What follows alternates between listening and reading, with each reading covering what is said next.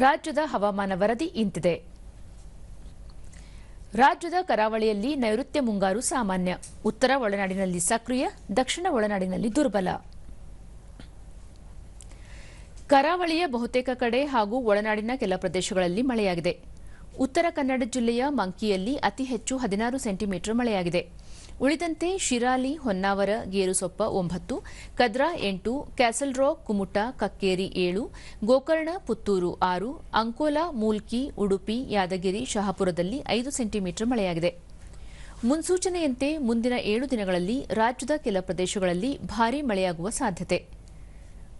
ಕರಾವಳಿ ತೀರ ಪ್ರದೇಶದಲ್ಲಿ ಗಂಟೆಗೆ 40 ರಿಂದ 60 ಕಿಲೋಮೀಟರ್ ವೇಗದಲ್ಲಿ ಗಾಳಿ ಬೀಸಲಿದ್ದು, ಮೀನುಗಾರರು ಸಮುದ್ರಕ್ಕೆ ಇಳಿಯದಂತೆ ಮುನ್ನೆಚ್ಚರಿಕೆ ನೀಡಲಾಗಿದೆ.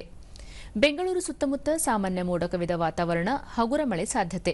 ಗರಿಷ್ಠ 28, ಕನಿಷ್ಠ 20 ಡಿಗ್ರಿ ಸೆಲ್ಸಿಯಸ್ ತಾಪಮಾನ ದಾಖಲು ನಿರೀಕ್ಷೆ.